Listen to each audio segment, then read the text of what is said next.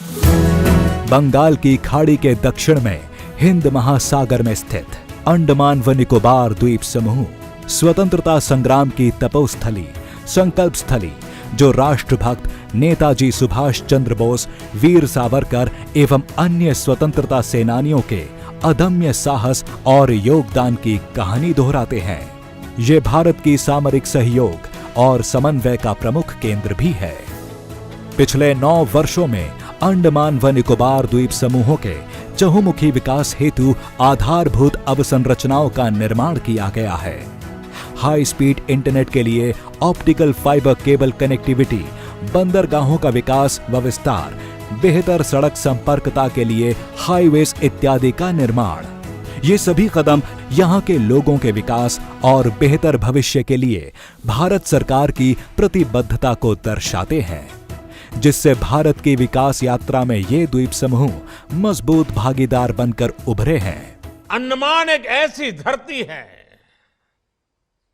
जहां पानी, प्रकृति, पर्यावरण, पुरुषार्थ, पराक्रम, परंपरा, पर्यटन, प्रबोधन और प्रेरणा सब कुछ है।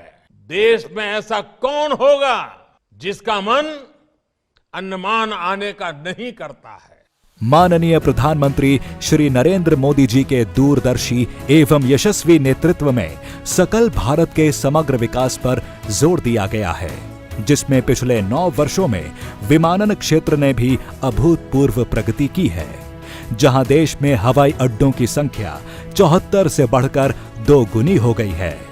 वहीं क्षेत्रीय संपर्कता योजना उड़ान के अंतर्गत भी आज देश के टियर 2 एवं टियर 3 शहरों में रहने वाला सामान्य जन भी हवाई यात्रा से देश विदेश से जुड़ गया है।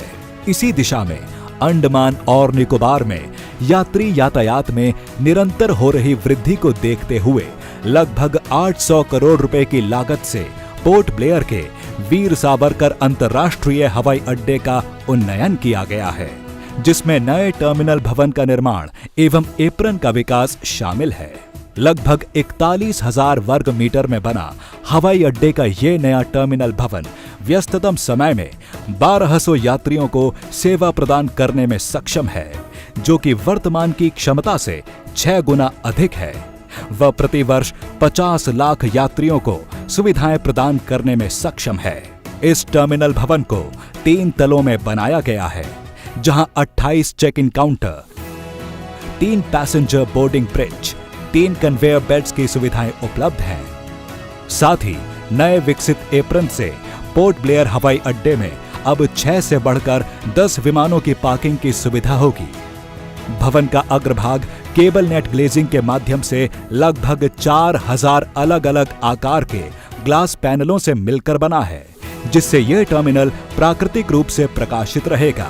यहाँ के सुरम्य द्वीपों की समृद्ध जैव विविधता से प्रेरित पोर्ट ब्लेयर टर्मिनल भवन एक सीप के आकार की संरचना है, जो समुद्र और यहाँ के द्वीपों की सुंदरता को दर्शाती है। ये टर्मिनल भवन विभिन्न प्रकार की चित्रकलाओं से सुसज्जित है, जो इस द्वीप की संस्कृति, जीवन शैली, वनस्पति और जीव जंतुओं को दर्शाते हैं। इस नए टर्मिनल भवन के प्रारंभ होने से संपर्कता बेहतर होगी, जिससे यहाँ के पर्यटन को बढ़ावा मिलेगा और क्षेत्र के उद्योग और अर्थव्यवस्था को नई गति मिलेगी। साथ ही शिक्षा, स्वास्थ्य, कृषि और मरीन क्षेत्रों को और भी बल मिलेगा। असीम संभावनाओं से भरे अंडमान निकोबार द्वीप समूहों के सर्वांगीण विकास की दिशा में पोर्ट ब्लेयर हवाई अड्डे का नया इंटीग्रेटेड टर्मिनल भवन एक अहम भूमिका निभाएगा।